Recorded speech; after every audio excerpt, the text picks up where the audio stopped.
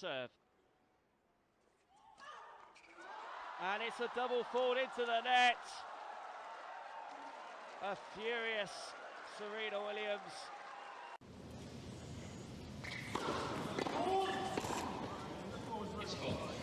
Right on the line. No mistakes so far in this match, right? You haven't overruled anything. No mistakes whatsoever. Second stop, please. Answer my question! The question, jerk!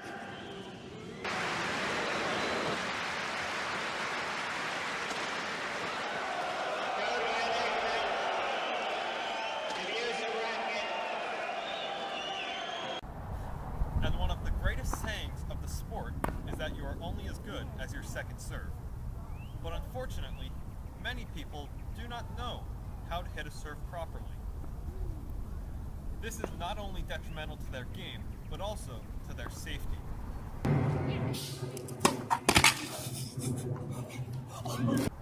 According to Dr. Nanette Pluim of the Royal Netherlands Lawn Tennis Association, local club players are at a high risk of shoulder pain due to improper form while hitting a serve. But what is this proper form? Well, it's a 6-step process that, if done right, will increase your power, consistency, and help keep your shoulder safe. So, to practice your serve today, all you need is a tennis racket, like the one I have here, a court, which you can see behind me, and a couple of tennis balls. But before we begin, I'd like to go over some information that you may find helpful in your tennis career. First, all of the white lines of the court have names. But today, we'll only be concerned with the baseline, the service line, the center service line, and the singles line. So, first, while serving, both of your feet have to be behind the baseline. If not, you'll get charged with a foot fault. In addition, while serving, your serve has to land in the service box on the other side of the court. The service box is made up of the singles line, the center service line, and the service line. So, if I'm standing on the left side of the court, my serve has to land on the service box on the right side. And lastly, if you miss your first serve, you get to hit a second serve into the same box without losing a point. Now, we're ready to begin learning how to hit our serve. The first step is your stance. The proper stance is with your feet and hips turned sideways to the baseline, and your feet roughly shoulder width apart. With your hands, you want the ball in your left hand and the racket in your right hand. You want them held together out in front of you at roughly waist level. Now, realistically, you can take as long as you want with this step, but it really shouldn't take more than 10 seconds. Be sure that your feet aren't pointing forwards, or else you may have to hit a serve between your legs. Now that we have our hands and feet set, we can begin the next step, which is known as the take back. Many professionals will have what is known as a low take back. To do this, you separate the ball and racket by letting your left hand fall to your pocket and your right hand drags your racket across the top of your shoes. The take back ends when your racket is roughly shoulder height with your palm pointing down.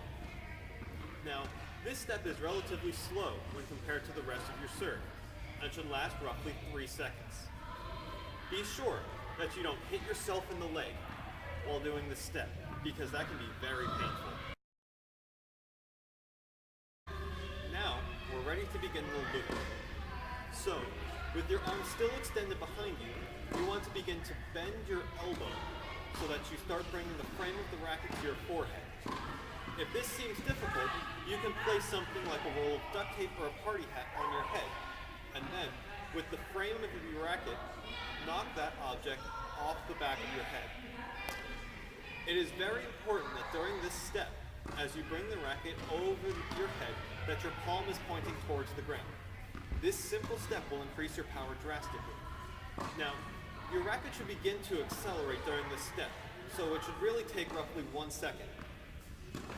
Be sure that you don't actually hit yourself in the head with your racket, as you may experience headaches for a day or two.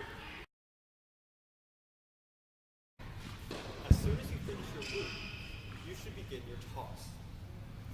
While your racket is still behind your head, your left hand, which has been holding the ball by your side, should start to lift up. When your left hand reaches head level, let go of the ball.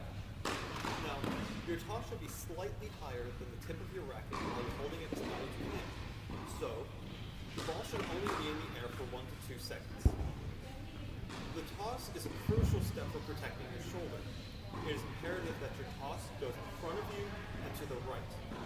Also, be sure that your toss doesn't go too high, or else it may be too hard to hit.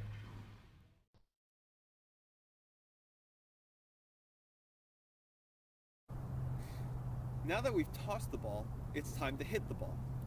This step is commonly referred to as the contact point. Now, the contact point is very difficult, so it may take a lot of practice for you to master. So, from previous steps, we have our racket behind our head and the ball up in the air. At this point, you want to extend your right arm so that the tip of your racket points behind you and the palm of your right hand points to the left. Then, right before you contact the ball, you want to lift the tip of your racket so it points up to the sky and turn the palm of your hand forwards. Then, right after you contact, you want to point the tip of your racket forwards and turn your palm to the right. This twisting of the wrist is known as pronation. Pronation is important because it both increases your power and protects your shoulder. Now, this step should be the peak of acceleration for your racket and should last no more than 1 second. Be sure that when you contact the ball, that it's above your head, in front of you, and to the right. This helps protect your shoulder. Also, be sure that you don't forget to turn your wrist, or else you may just hit the ball with the frame of your racket. And it is very difficult to get the ball in when you hit it with the frame. So now that you've hit the ball, you have to do what is known as the follow-through. The follow-through is incredibly important because if you don't do it, after contact, you will be forcing your shoulder to stop abruptly. This can be very taxing and lead to problems later on in life. So, to do the follow-through, the first thing you have to do is, after tossing, cross your left arm over your stomach. Then, after contact, let your right arm and racket fall and cross over your left, making an X over your stomach. Now, during this step, your arm and racket should be decelerating, so it's okay if it takes 2 or even 3 seconds. Be sure that when your right arm crosses over, it crosses over to the left, because if you don't, you will almost certainly hit yourself in the knee. This can be incredibly painful and can even force you to forfeit a match. So now, you can successfully hit a serve that will both beat your opponents and keep your shoulders safe. It is important that you follow these instructions because so many people today, both young and old, are forced to give up the game they love simply because their serve is too taxing on their shoulder. But by following these steps, you'll be able to play tennis for years and years to come. So next time, instead of playing like this, Go for it again. Step my way.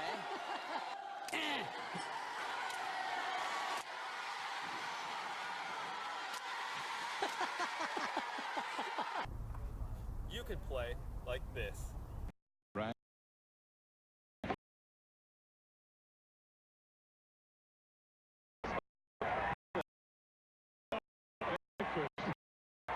Thanks for watching.